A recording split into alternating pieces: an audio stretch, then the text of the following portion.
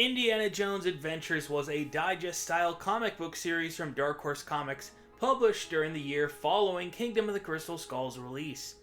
Its format was similar to the Clone Wars Adventure series with a cartoony art style aimed more at kids, but older fans will enjoy these without a doubt. The story of this first issue begins in Uppsala, Sweden in the winter of 1930. The Swedish government have invited foreign archaeologists to search for ruins in the area. The American contingent of Indy and Marcus is just one of 4 factions vying to make a big find here. Our old pal Forrestal is one of the first to the scene, but ends up looking in the wrong place. Indy does find the temple where he meets a British archaeologist named Dr. Lawrence, a great character who banters with Indy over his more brash methods. They explore the tomb together, a 9-chamber initiation temple for ancient Norsemen. After dodging some dangers, Indy finds an old scroll to help them reach the final chamber, where they find a valuable ring. But Dr. Lawrence betrays Indy and runs off with the ring.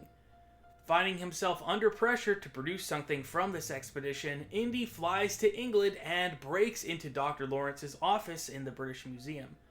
It is here that he learns that the real treasure from the temple was the scroll itself.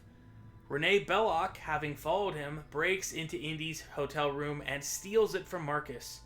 Indy and Dr. Lawrence decide to team up and steal it back, and follow Belloc to Marrakesh.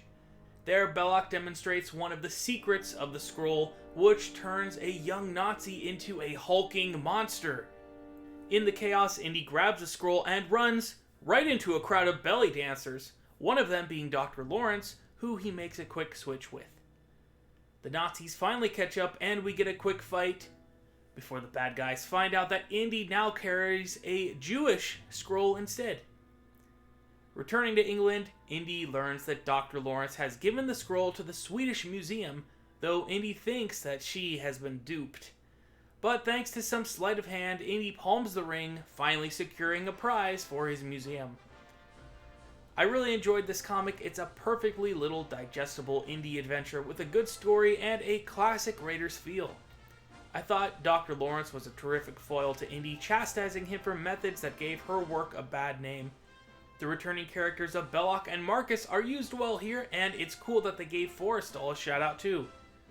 I think this issue here would have made a perfect episode of an Indiana Jones cartoon, and the art style really suits Indy if you ask me.